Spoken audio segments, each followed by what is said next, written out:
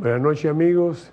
Soy Joaquín Ricardo. Bienvenidos como cada viernes a las 10 de la noche a una nueva edición de Comentarios y Reflexiones. En esta primera sección vamos a hablar sobre los temas nacionales e internacionales que inciden en la sociedad, en el área internacional y que inciden también en nuestra sociedad por su importancia.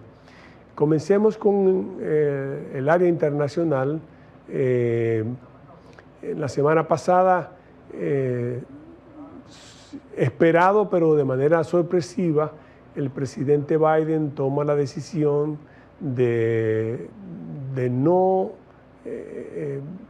postularse de nuevo, de no aceptar la postulación de su partido y no intentar una nueva reelección, aduciendo en un discurso que pronunció a la nación el miércoles pasado, en la noche, que anteponía el interés nacional a cualquier otro interés, incluyendo las ambiciones personales, y que pasaba en ese sentido la antorcha a la vicepresidenta, a quien encomió por su labor, su fortaleza y su dedicación.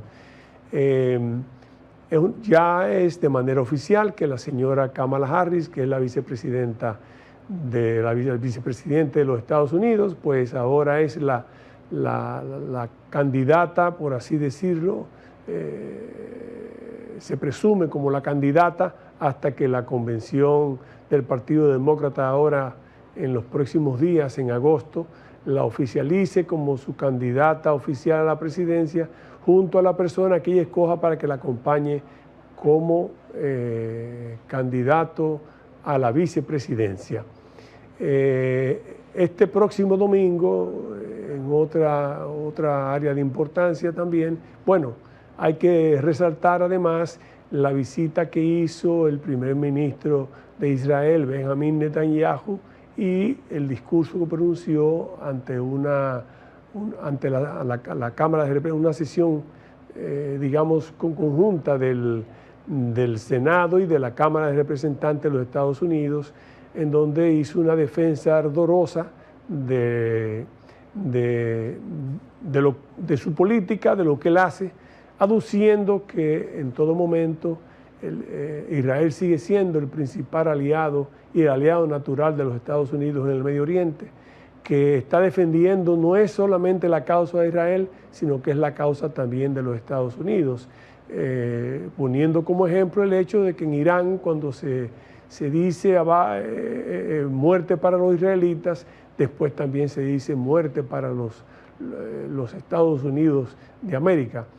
Un discurso dirigido no solo a los representantes de los Estados Unidos, los representantes norteamericanos, sino también al público de Israel.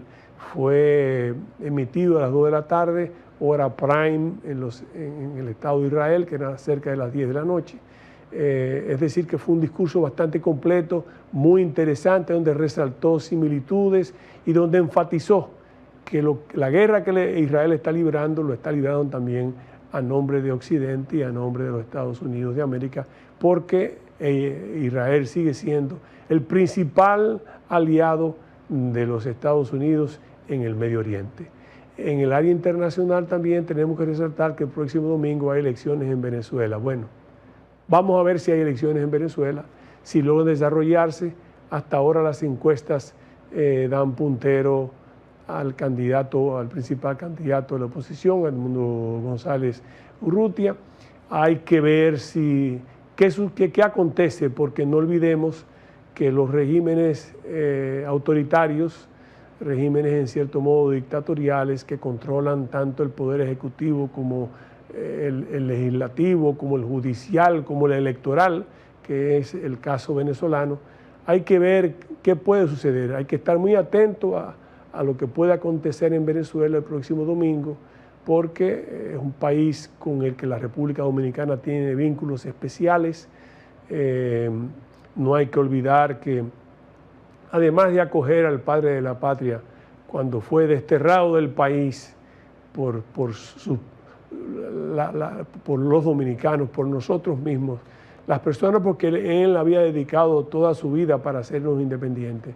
Fue desterrado, fue Venezuela quien acogió y donde murió el padre de la patria. Y también no hay que olvidar la cantidad de dominicanos que se refugiaron en Venezuela en la época en que gobernaba la República Dominicana Trujillo, en que esa mano férrea tenía encerrado en un puño al país. Pero bueno, estemos atentos a lo que ocurra en Venezuela. En el campo, digamos, nacional, pues hay que resaltar que el Código Penal vuelve de nuevo a quedarse en el pórtico de la aprobación. En esta oportunidad es evidente que el tema del Código Penal, pues el tema de las 3 causales está muy ligado a la oposición que pueda existir también a su aprobación y al hecho de que con él, de aprobarse, cuando se apruebe, pues hay una tipificación de alrededor de 70 nuevos delitos que la tecnología, el tiempo y leyes que han sido pasadas en el país, pues hay que regularizarlo y hay que tipificarlo para que tengan entonces la penalidad que hay que aplicarle a ese tipo de delitos y de crímenes que se realizan. Pero parece ser que el presidente tiene razón cuando argumenta que soy de los que decía que el código debía aprobarse porque tenía 22 años rodando en el Congreso Nacional. Pero parece ser también que hay una serie de situaciones que no es solo el tema de las 3 causales, sino hay una serie de situaciones que tienen que de alguna manera afinarse para evitar una interpretación y una aprobación de algo que puede culminar desde el inicio con intentos de desconocimiento, porque son también situaciones que parece que no toman en consideración temas de importancia. O sea que evidentemente nuestros congresistas al parecer no han estado leyendo y no se han dado cuenta de esas incongruencias y de esos puntos que hay que afinar. Ojalá que se haga y que finalmente el país pueda disponer de un código penal. Lo otro es el tema que ha sido objeto de que en este caso, por razones que argumenta la Asamblea Nacional de la cantidad de invitados, van a trasladar la juramentación del presidente, que sí establece que debe hacerse ante la Asamblea Nacional. No hay ningún impedimento legal que lo lleve a moverse al Teatro Nacional. Es cierto que en el Congreso hay espacio suficiente para poder haberse realizado la juramentación, el acto solemne de juramentación del presidente de la República en el Congreso. Pero ese mismo Poder Legislativo decidió trasladar la Asamblea Nacional en este momento al Teatro Nacional para que desde ahí se emitan. Lo importante es que se emita por los medios de comunicación y se realice la juramentación del presidente de la República el próximo 16 de agosto. Bueno, lo más importante es que se realice y que continúe entonces la gobernabilidad, que se traspase ya, no hay traspaso de mando, pero que continúe entonces el presidente realizando la labor que viene haciendo en favor de todos los dominicanos. Vamos a la pausa comercial y pasamos entonces a la segunda sección de comentarios y reflexiones. Hoy nos honra con su presencia un joven talentoso, distinguido, que se abre camino en base a su capacidad y a su decisión y a la ejecución que realiza en los lugares donde se desempeña, la buena ejecución que realiza. En este caso hablamos de César Dargam, que es el vicepresidente ejecutivo del CONEP, con quien hablaremos precisamente del tema de reformas. Del tema de reformas y de la necesidad de que tal vez se haga un gran pacto de nación para ver hacia dónde vamos. Bien, después de la pausa retornamos con la entrevista con César Dargam.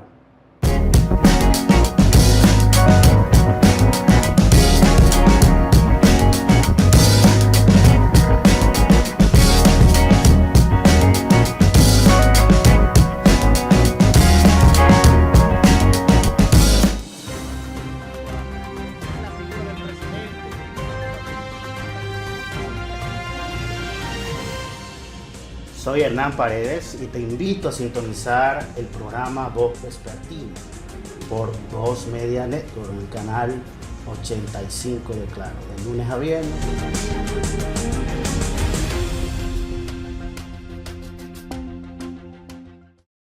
Descubre todo lo que acontece en la República Dominicana y el mundo con Noticiero TVN 24, un equipo de profesionales dedicados a mantenerte al día con las principales informaciones, de lunes a viernes a las 9:30 de la noche, solo por Voz Media Network.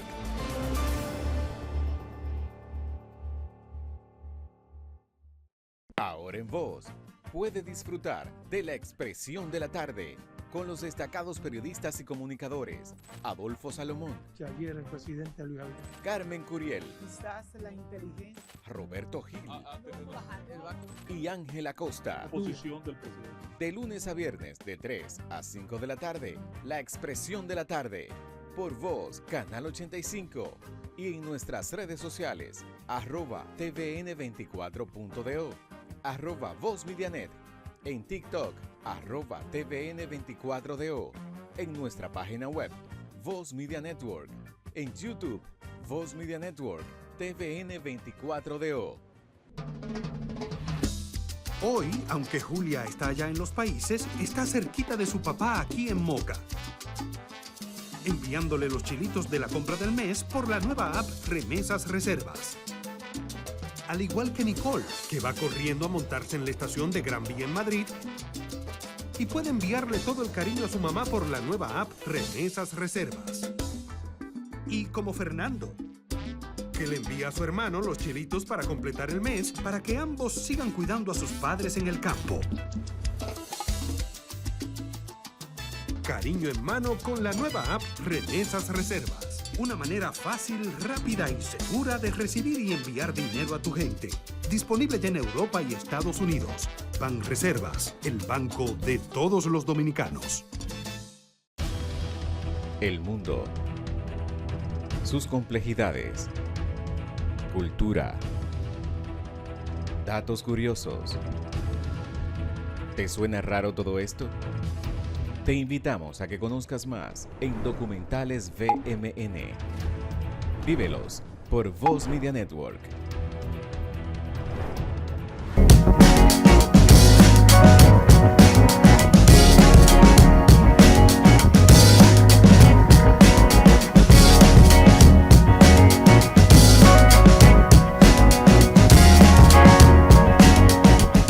Buenas noches, amigos. Estamos en la segunda parte de comentarios y reflexiones. Esta noche nos honra con su presencia el señor César Dargam, un joven prestigioso que ha ido forjando su camino en base a su capacidad, su inteligencia y sus actuaciones.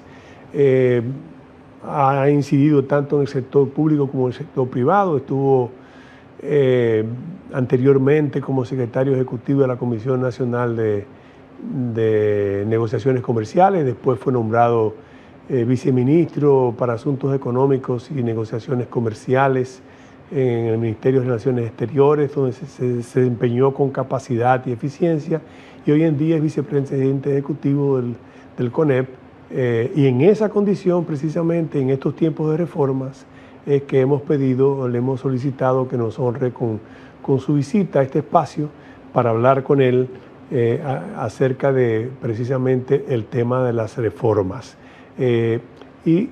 Nada mejor que ahora que acaba de culminar una visita del Fondo Monetario Internacional en donde sugiere y habla sobre el tema de las reformas. Bienvenido, César, muchas gracias por asistir a nuestro espacio. Muy honrado. Don Joaquín, quizás despojándome del cariño y el afecto de años, me siento sumamente honrado de compartir hoy esta sala con usted. Muchas gracias, César. Yo quisiera comenzar precisamente por eso. El Fondo Monetario Internacional acaba de culminar una visita, de las visitas rutinarias que hacen a los países, pero de todas maneras habla de una reforma fiscal integral, donde le ponen una serie de apellidos. Habla del tema, del tema eléctrico, el subsidio eléctrico, habla de la ampliación de la base tributaria, de que hay que medir bien el tema de las exenciones. Entonces nosotros quisiéramos saber cuál es la posición del CONEP y la tuya, tomando en consideración que tú, en unas declaraciones que emitiste, o que emitió, mejor dicho, el presidente del CONEP, el señor Marrancini, habló del tema de un pacto. Yo soy de los que sustento que las reformas integrales sectoriales a veces, cuando llega otro gobierno, no se continúan y que tal vez es hora de un pacto nacional que incluya los principales sectores, incluyendo el liderazgo nacional, que no acaba de pasar la antorcha, ese es otro tema. Pero bueno, ¿cuál es tu opinión sobre la reforma? ¿Cómo debe hacer? ¿Qué tú crees sobre eso y qué cree CONEP? Lo que acaba de ocurrir, empezando con esta visita del Fondo Monetario Internacional, como bien usted señala, es algo de rutina. El acuerdo que tiene la República Dominicana con este organismo conlleva que periódicamente una misión venga al país y dé seguimiento a los temas estructurales, al comportamiento de nuestra economía y sobre todo la proyección a futuro. En ese escenario tradicionalmente se reúne no solamente con el gobierno, sino también con el sector privado y con otros actores. Fuimos parte de una reunión con ellos y conversamos de muchos de estos temas. Y ya hace algunos días se publicó en la prensa inclusive el informe preliminar, que si lo vemos con cuidado, básicamente tiene la misma línea comunicativa de lo que ha ocurrido en años anteriores. Ahora, me parece mucho más interesante, estratégico y relevante el otro planteamiento que usted hace, es cómo abordar todos estos temas de reformas que en las últimas semanas o meses han sido parte del debate público. Y es que lo primero que debemos es reconocer que la República Dominicana está viviendo un momento estelar. Si nosotros por un momento echamos un vistazo al vecindario, nos daremos cuenta que el único país que combina estabilidad política, elecciones democráticas con transiciones pacíficas y cambios de mando desde el año de 1966 hasta la fecha, y lo que vemos ahora es una proliferación de interrupciones, de persecuciones, de antagonismos políticos en la región. Nosotros aquí somos un oasis de estabilidad política que inclusive en la misma noche de las elecciones la oposición reconoció el triunfo de quien había ganado, algo inédito en nuestro país, en nuestra historia reciente, pero que señala esa fortaleza de nuestra democracia. En segundo lugar, crecimiento económico inclusivo, y lo hemos tenido ya por más de 4 décadas, liderando a la región en la última década, pero puntero en años anteriores, y eso se debe a una diversificación de nuestra economía, a una importante participación del sector privado y a un respeto del Estado de Derecho como el que aquí se goza. Y el tercer componente, sumamente importante en esta ecuación, es paz social. El hecho de que podamos tener diferencias, pero en un ambiente de paz, poder conversar sobre ellas, de que el diálogo avance, son rasgos característicos que ya no existen. Entonces, en ese ambiente que nos hace especial, pues surge la duda o surge el planteamiento de qué hacer para proyectar a futuro esa sostenibilidad de lo que tenemos y cómo es la mejor forma de adecuar nuestra estructura de cara a esas demandas. Por eso yo creo que efectivamente, si bien es cierto, han habido ejercicios anteriores.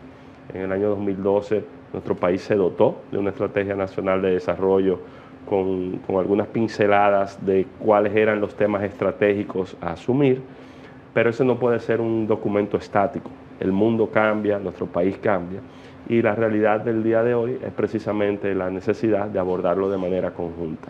Y conjunta, la mejor forma podría ser a través de un gran pacto de nación que convoque a las fuerzas políticas, a los diferentes actores sociales y nos permita definir esa agenda y de manera simultánea poder impulsar las reformas de cara al futuro. Sí, porque hay personas, por ejemplo, que piensan, o o mejor dicho, la gente cree que simplemente hacer reformas.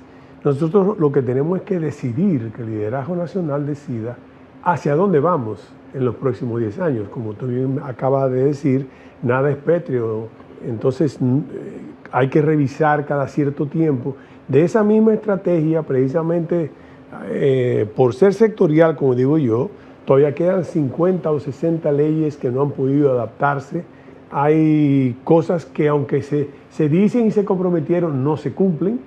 Entonces, si no hay un pacto que nos implique y nos diga, bueno, queremos ir por los próximos 10 años por esta dirección y que no importa el partido que gane, está obligado a cumplirla, es la forma más fácil de hacerlo. Bueno, suscribimos entonces la idea de que un gran pacto nacional. A veces somos voces que pregonamos en el desierto, porque no es mucha la gente que está de acuerdo con eso. Yo quiero abundar en algo también que tú dijiste. El país se encuentra yo digo que un punto de inflexión, no solo por la parte que tú has referido con mucha propiedad, el tema de la estabilidad económica, de la alternabilidad democrática, de los valores en que se fundamenta nuestra democracia, que ya están cimentados esos valores, sino que también hay un punto de inflexión interesante, y es que el presidente Abinader representa una generación diferente al resto de de la dirigencia política, que en mi opinión, no quiero que nadie más sea lo que yo creo, es una generación que ya debe darle paso a otras generaciones que existen dentro de sus propias organizaciones políticas y evitar que las cúpulas partidarias mantengan secuestrados los partidos. Ese es un área que no te corresponde porque es un área política. Pero yo digo que si tomamos ese punto de inflexión y lo unimos también a un gran pacto nacional donde se enfoque hacia dónde queremos llegar, yo creo que la situación es más importante. ¿Qué hacer? ¿Qué opinan, por ejemplo, entonces, qué opina el CONEP? ¿Qué tú opinas del tema de los apellidos que le han puesto a la reforma? Bien, fiscal, integral, del gasto, pero vamos a ampliar la base tributaria. Vi lo que más o menos ellos decían, ampliar la base tributaria, ¿qué vamos a hacer con las exenciones fiscales? ¿Cómo lo vamos a sopesar? ¿Qué vamos a hacer con el subsidio eléctrico? Hay un tema que no se quiere tocar mucho, pero es el tema del endeudamiento externo, que debe preocuparnos a todos y que debe ser objeto del pacto. Y te digo otra cosa más, por decirte el vuelo también, es el tema del déficit fiscal. Los déficits presupuestarios aquí comenzaron a llegar a partir del año 2000. Anteriormente a eso no teníamos ese déficit y eso nos permitía. ¿Cómo tú crees que debemos enfrentar todo? Y es importante porque el sector productivo nacional, la gente tiene que comprender que es parte fundamental del desarrollo nacional, es parte integral de lo que es nuestro desarrollo, es un socio en el desarrollo de la nación. No es solamente como la gente a veces lo ve, que es el sector que solamente va buscando beneficios, no, es un socio en el desarrollo nacional. ¿Qué tú opinas? Me parece sumamente interesante y es una invitación a la reflexión el cómo abordar todo esto que tenemos por delante. Porque de hecho, en esa presentación que usted ha hecho, son muchos temas distintos. Entonces, ¿cómo priorizar o qué abordar en primer orden? Es quizás la gran pregunta.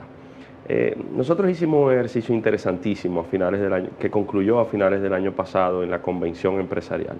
Cada 4 años, el Consejo Nacional de la Empresa Privada convoca a su base, que hoy está conformada por más de 60 asociaciones, 70 empresas directas, pero indirectamente representa 60.000 empresas de todos los tamaños, de todos los sectores de nuestra economía y de todas las regiones.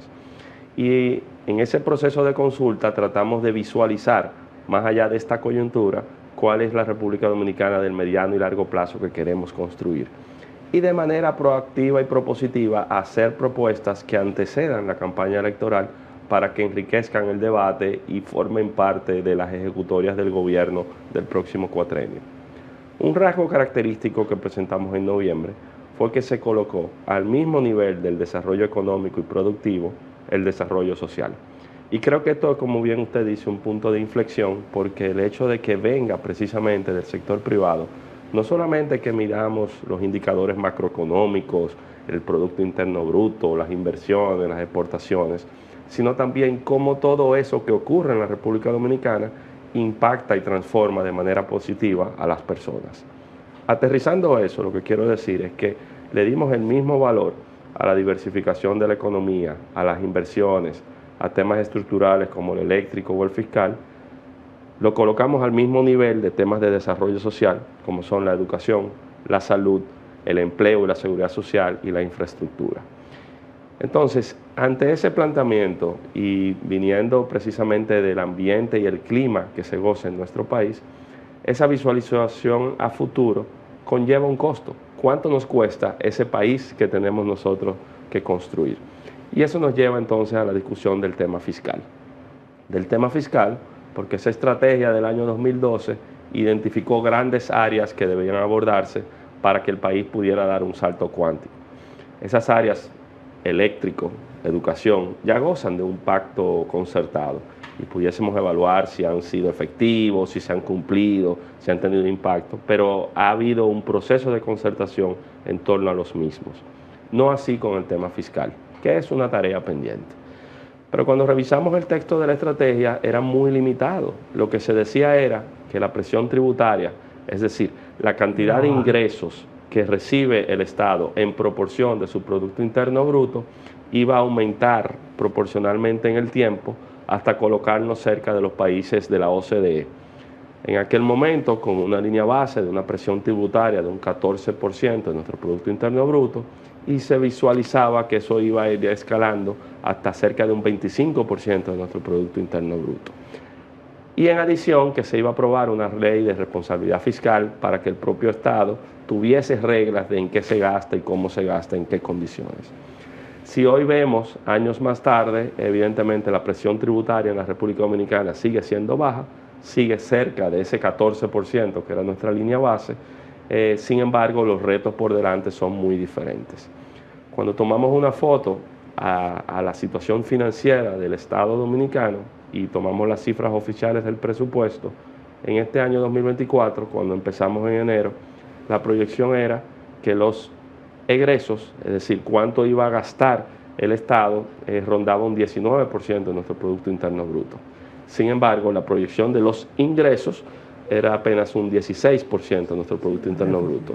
Y ahí, de entrada, tenemos un déficit de un 3%, que empezando el año estamos ya proyectando gastar más de lo que vamos a recibir.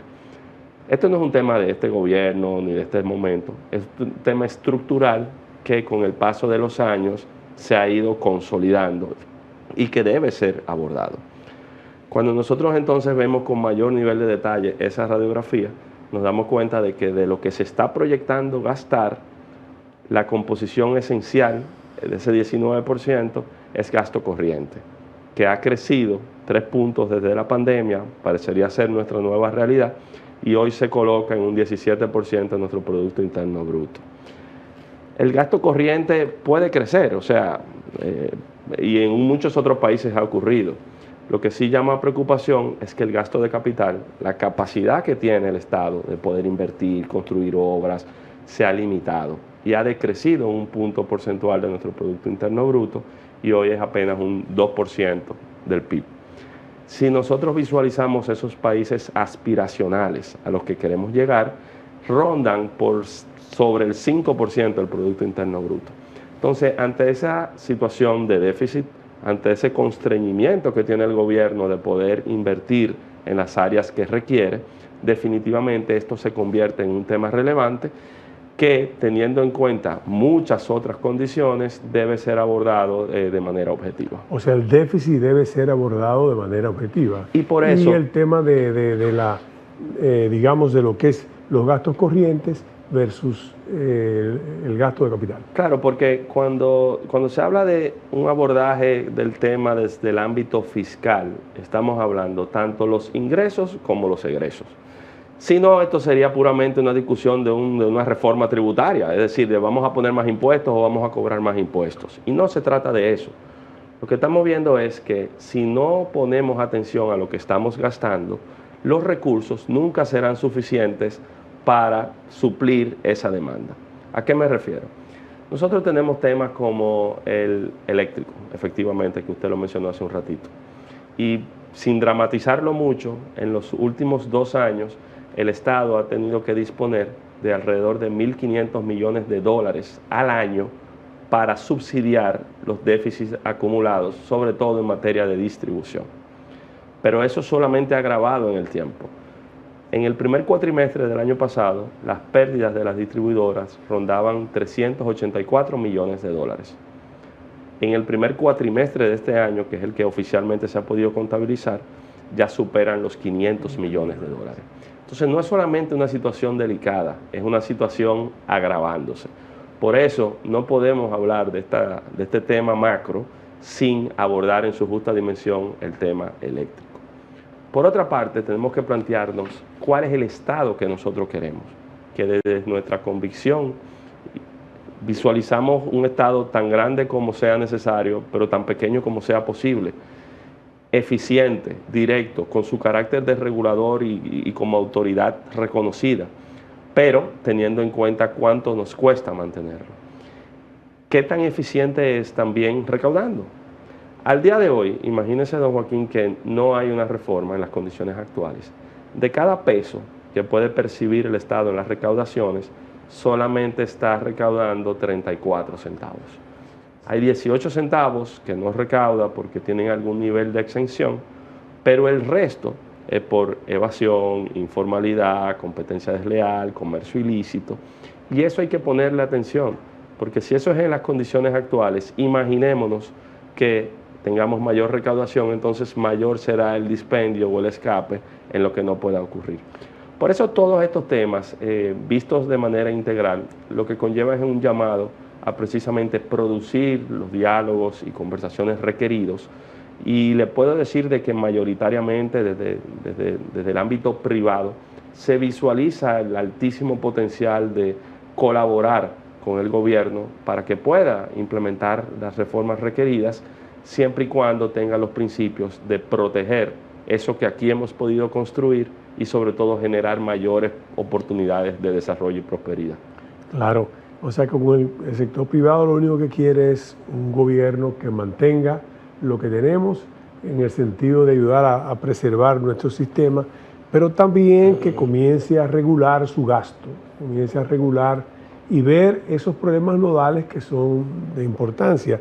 La informalidad, que ya tú la mencionaste, la evasión, la elusión, todo eso que pudiera también llegar a eficientizar el cobro del Estado y evitar el tema.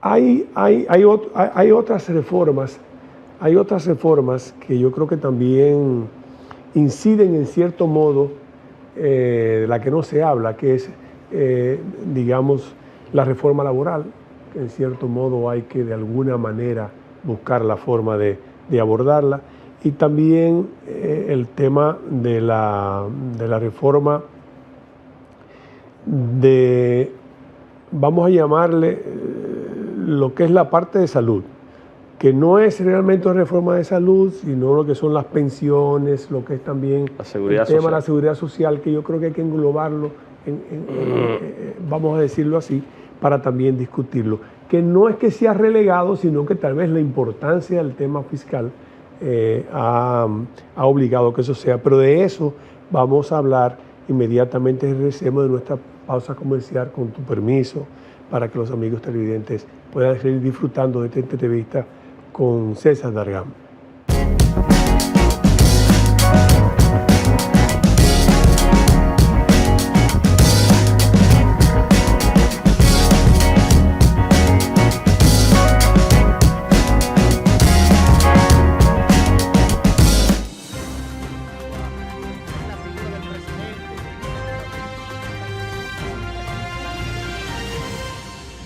Soy Hernán Paredes y te invito a sintonizar el programa Voz Vespertina por 2 Media Network en el canal 85 de Claro, de lunes a viernes.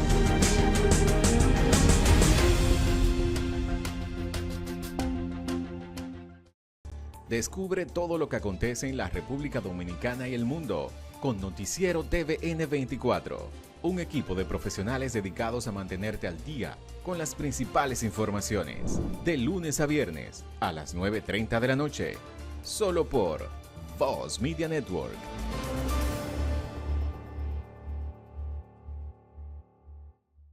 Ahora en Voz, puede disfrutar de La Expresión de la Tarde con los destacados periodistas y comunicadores Adolfo Salomón, que ayer el presidente Luis Abinader. Carmen Curiel, Quizás la inteligencia. Roberto Gil y Ángela Costa. Posición del presidente. De lunes a viernes de 3 a 5 de la tarde, La Expresión de la Tarde, por Voz, Canal 85 y en nuestras redes sociales, @tvn24.do, @VozMediaNet, en TikTok, @tvn24do, en nuestra página web, Voz Media Network, en YouTube, Voz Media Network, TVN24DO. Hoy, aunque Julia está allá en los países, está cerquita de su papá aquí en Moca, enviándole los chilitos de la compra del mes por la nueva app Remesas Reservas. Al igual que Nicole, que va corriendo a montarse en la estación de Gran Vía en Madrid y puede enviarle todo el cariño a su mamá por la nueva app Remesas Reservas. Y como Fernando, que le envía a su hermano los chilitos para completar el mes para que ambos sigan cuidando a sus padres en el campo. Cariño en mano con la nueva app Remesas Reservas. Una manera fácil, rápida y segura de recibir y enviar dinero a tu gente. Disponible ya en Europa y Estados Unidos. Banreservas, el banco de todos los dominicanos. El mundo, sus complejidades, cultura, datos curiosos. ¿Te suena raro todo esto? Te invitamos a que conozcas más en Documentales VMN. Vívelos por Voz Media Network.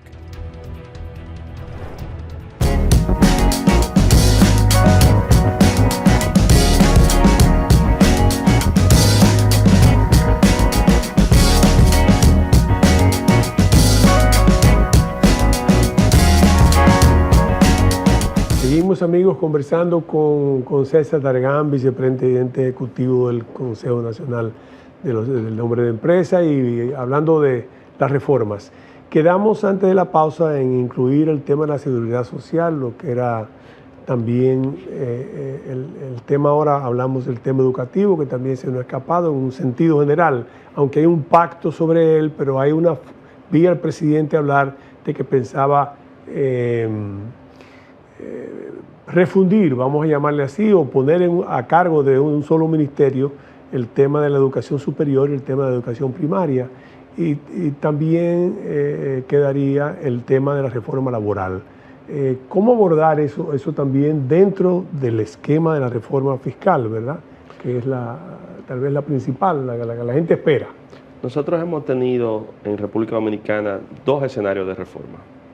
Unas son las que ocurren en momentos de convulsión o de crisis, como salida o respuesta a corregir la situación que se ha generado, normalmente de manera abrupta, impuesta, y que no siempre trae consigo los consensos requeridos.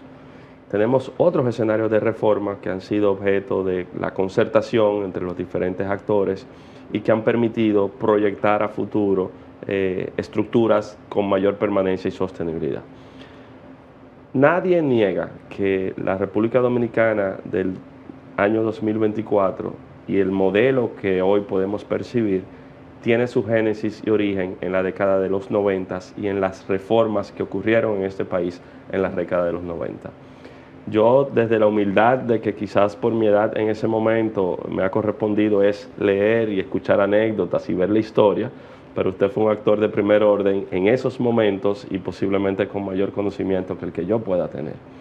Sin embargo, a partir del año 90 confluyeron diferentes situaciones. Temas globales, temas bélicos globales, cambios en las principales economías y temas internos y su impacto también de lo que estaba ocurriendo en el resto del mundo. Pero fue precisamente en el año de 1992 que nuestro país se dotó de dos de las principales piezas legislativas, el Código Tributario y el Código Laboral. Año siguiente vinieron muchas otras leyes que todavía permanecen al día de hoy, pero esas dos de vital importancia.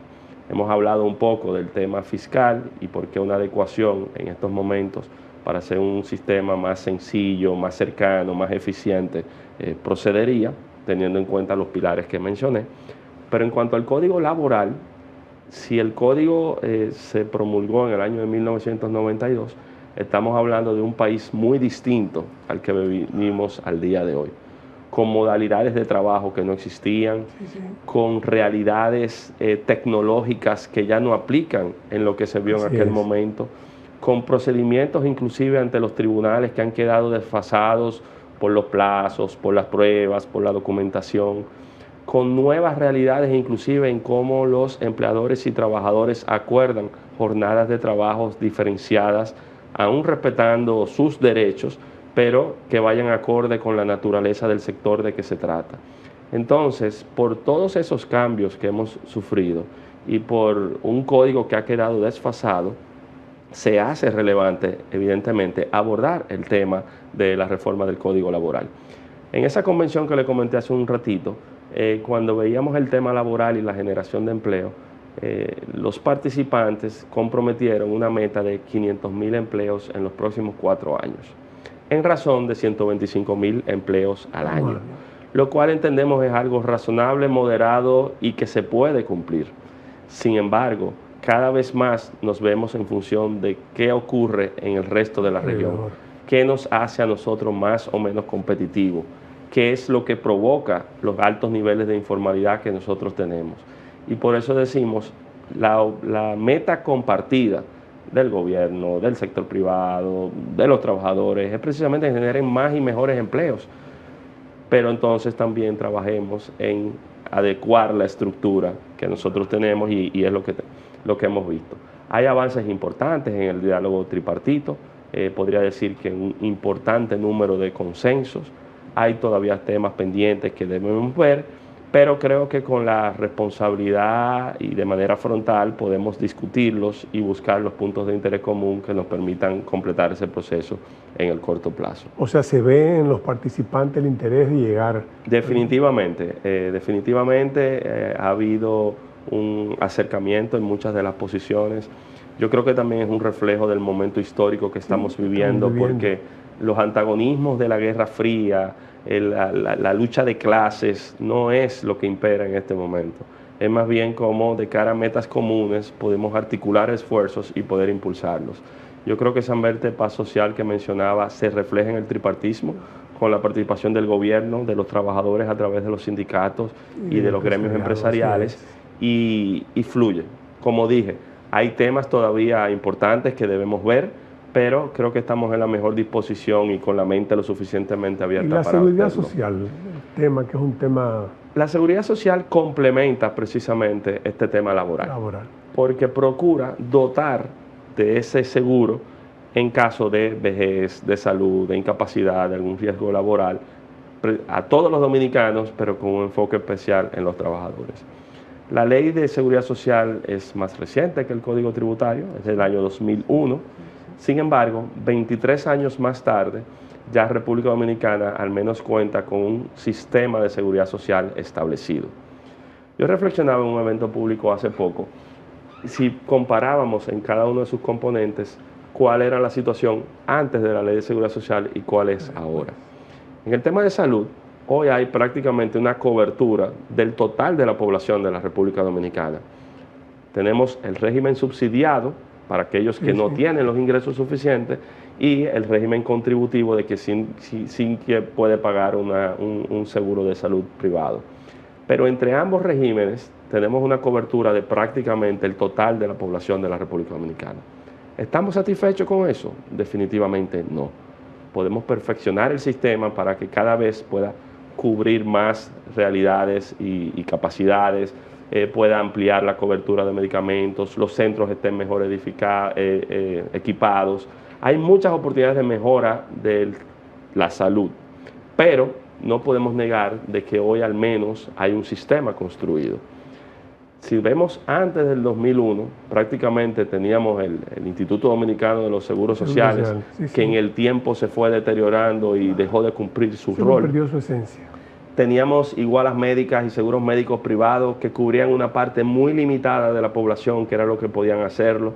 Y, por ejemplo, temas como las coberturas de emergencia o atenciones de especialidades específicas no eran cubiertos. Entonces, hoy tenemos algo mejorable, perfectible, pero no debemos destruirlo.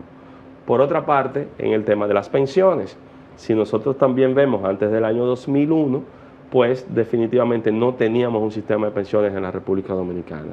Hoy, no solamente por el fondo del patrimonio acumulado de las pensiones, sino por la proyección de que al momento de llegar la edad de retiro, los dominicanos recibirán una pensión según las normativas actuales. Hay sus quejas sobre Hay eso. quejas y válidas por las expectativas que se están generando.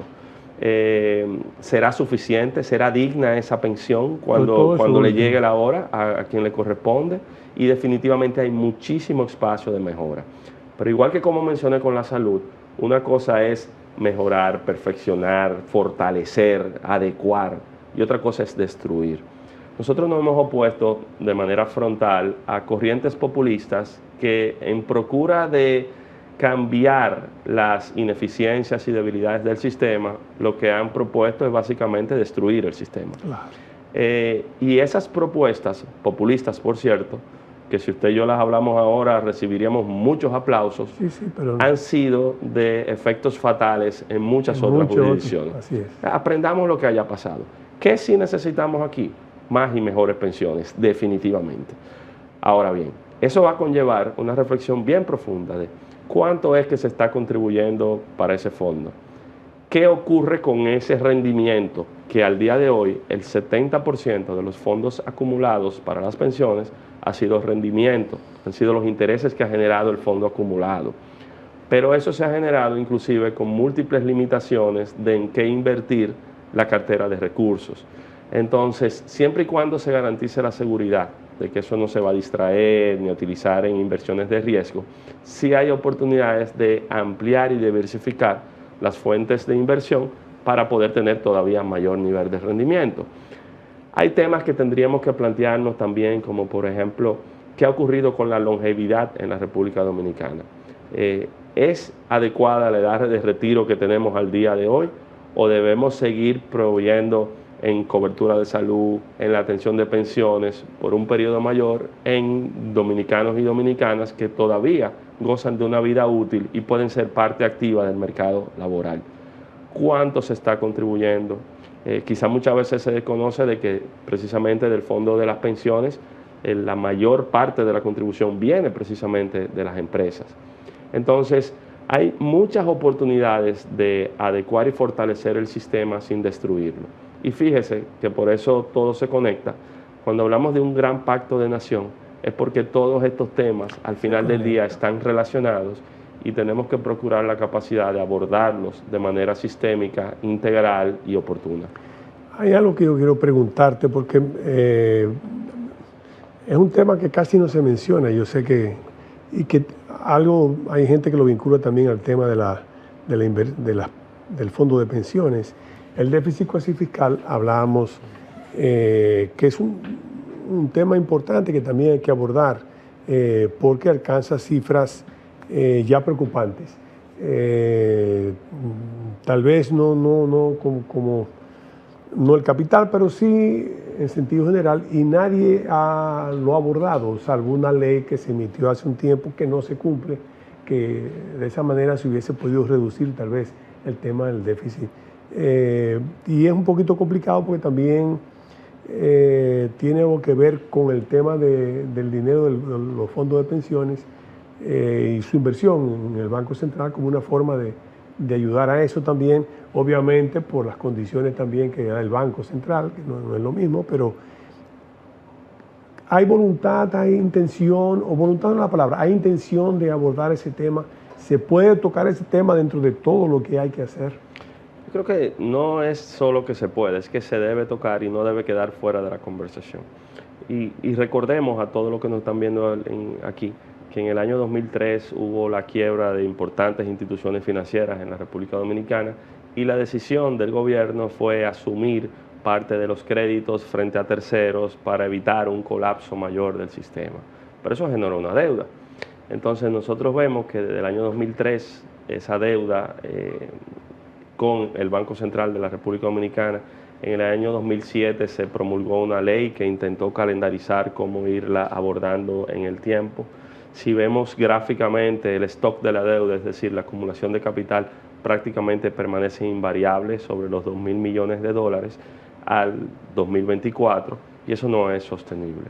Hace un momentito hablábamos de un déficit entre los ingresos y los egresos de un 3%, pero ahí no estábamos calculando ese 2% adicional que es la deuda que se tiene y por eso el déficit consolidado es de un 5%. Entonces, creo que hay la voluntad de asumir este tema con la debida seriedad. Se entiende también los efectos sistémicos que genera al momento de generar condiciones no compensadas con actores privados. Entonces, creo que hay la voluntad de hacerlo y debe ser parte de esta conversación. Tal vez la parte que también yo entiendo que hay que abordar, que hay muchas variantes que inciden en ese tema, pero es el tema en cierto modo del endeudamiento externo, de alguna manera. No voy a entrar en el tema de si es o no, el porcentaje, no, sino el endeudamiento externo en sentido general, que a veces se ha tenido que tomar por situaciones que uno entiende, pero en otras oportunidades se toman por otras razones que uno a veces no logra. Y lo que ve es que sigue creciendo y que hay que destinar una parte importante de los ingresos que recibe el país para el pago de los intereses de la deuda de alguna manera. Sí, y al final del día, endeudarse no es malo. O sea, nosotros como individuos vamos a un banco y tomamos un préstamo. Claro. Ahora, uno toma un préstamo en función de su capacidad de pagarlo. Por eso nosotros vemos, si nos comparamos con otras economías que tienen mayores niveles de endeudamiento en proporción con su Producto Interno Bruto, algunas que han entrado en default por no poder pagar, el caso quizás más gráfico, lo que ha ocurrido con Argentina en nuestra región, situaciones que se han dado, por ejemplo, en Japón, pero vemos las grandes economías que tienen importantes niveles de endeudamiento. Ahí no es que está el problema. El problema es para qué es que nos estamos nosotros endeudando. Y cuando vemos una serie de fallas y hoyos, como lo que hemos estado hablando, la calidad de la deuda no tiene mucha explicación. Esto genera una situación incómoda al gobierno que nosotros queremos ser parte de la solución, porque hay un constreñimiento. Hace un momentito hablaba de la diferencia del gasto corriente, el de capital, pero si nosotros hacemos una radiografía del presupuesto, 5 partidas se llevan el 85% de los recursos que se proyectan que ingresen. Me refiero a educación, al pago del interés de la deuda, los subsidios sociales, el tema de salud y el tema eléctrico. 5 partidas se llevan el 85% del presupuesto. Entonces, por eso, en la medida que uno puede ir limpiando, eficientizando el uso de los recursos, focalizando en las áreas estratégicas que se requieren, pues vamos construyendo un país que pueda crecer. Recientemente se presentó una estrategia desde el gobierno, una estrategia 2036, que procura duplicar el tamaño de nuestra economía en los próximos 12 años. Es una meta ambiciosa, crecer a un ritmo alrededor de un 6% del PIB anual es algo bastante ambicioso en los tiempos que estamos viviendo, pero no es imposible. Nuestro país tiene todas las condiciones para poder llegar donde nos estamos trazando. Sin embargo, también tiene que tomar las medidas y ejecutar las acciones requeridas para poder lograrlo. Sí, claro. Hay un punto que tampoco puedo dejar pasar por tu presencia, tu capacidad explicativa, que es el tema de las exenciones que se le otorga, por ejemplo, al sector privado. Que mucha gente, ¿verdad? Vamos a decir lo siguiente, fueron destinadas en un momento dado para fortalecer, a permitir que la industria se fortaleciera y pudiera competir contra los de fuera, las empresas extranjeras que podían vender. Posteriormente, esas exenciones se han ido extendiendo con el tiempo. Tal vez es el momento, tal vez es el momento de revisarla para llevarla, focalizarla a las áreas que realmente la necesitan de alguna manera, y en otra, pues, tal vez disminuir un poco y ver. Yo sé que es un tema sensible, pero no puedo dejar de preguntarlo porque es un tema también importante que debe verse. Mire, por el contrario, me encanta que me lo pregunte, porque yo creo que muchos de los temas que hemos hablado en el día de hoy vamos a tener especulaciones, vamos a tener mitos y vamos a tener realidades. Y yo prefiero ajustarme a la parte de la realidad y que cada quien saque su conclusión. Este tema de las exenciones es interesantísimo porque sí hay una oportunidad de reflexionar en torno a lo que aquí tenemos en la República Dominicana. Cuando nosotros hablamos de exenciones, tenemos que medirlo en función del gasto tributario. ¿Cuántos ingresos que podría percibir el Estado no está recibiendo porque se otorga algún tipo de exoneración del pago de esos impuestos a través de algún tipo de régimen especial o facilidad específica? Eso, según el presupuesto de este año, ronda un 4.6% del Producto Interno Bruto. Ese 4.6% del PIB tiene una composición bastante interesante, y el elefante que tenemos en el salón es que el 57% del gasto tributario en la República Dominicana lo representa el ITEVIS. Y el 40%, casi la mitad del gasto tributario, es el ITEVIS a personas físicas. Eso quiere decir productos de la canasta básica, servicios y temas sensibles. Ese es un tema que habría que abordar. Por otra parte, entonces, tenemos las exenciones que se otorgan en diferentes regímenes especiales porque en algún momento se entendió que representaban un valor estratégico para nuestro modelo de desarrollo. Me refiero a las zonas francas, me refiero al turismo, a las energías renovables, al cine. Hay un sinnúmero de regímenes especiales que conllevan también exenciones en su matriz. Sin embargo, cuando nosotros vemos del total de las exenciones que se están otorgando, ya mencioné una, vemos que es ínfima la participación y proporción que se está otorgando individualmente a cada uno de ellos. Les pongo un ejemplo. Las zonas francas reciben el equivalente a un 0.5% de nuestro Producto Interno Bruto en exenciones. Y muchas veces nos preguntamos, bueno, tú puedes eliminar completamente el régimen de zona franca de la República Dominicana y plantearte entonces bajo qué condiciones competimos con nuestros pares en el resto del mundo. Y si aún lo hago, ¿me representaría ese 0.5% del PIB la meta recaudatoria que yo tengo? No necesariamente. Y si aún lo hago, ¿qué ocurre con los derechos adquiridos de las concesiones que ya han sido otorgadas en el tiempo? Claro. Por lo cual no habrá un retorno inmediato. Por otra parte, ¿qué ocurre con los 200.000 empleos que generan la zona franca, 70% de nuestras exportaciones y una diversificación de las inversiones? Yo no quiero que se interprete como que estoy defendiendo que los regímenes permanezcan intactos en el tiempo. Lo que sí estoy tratando de hacer el punto es que es mucho más complejo de si se está otorgando una exención o no. Por eso, el abordaje propio debe ser revisar con objetividad cuáles son los incentivos que se están dando, qué representan esos incentivos, hacer los ajustes donde ya los tiempos han cambiado y no se sostiene ni se justifica que se otorguen exenciones, y creo que hay mucho espacio para eso, pero con el cuidado suficiente de mantener el ambiente de confianza y seguridad jurídica que tenemos en la República Dominicana y entendiendo también esa complejidad de en qué es que estoy exonerando y en qué es que no estoy exonerando.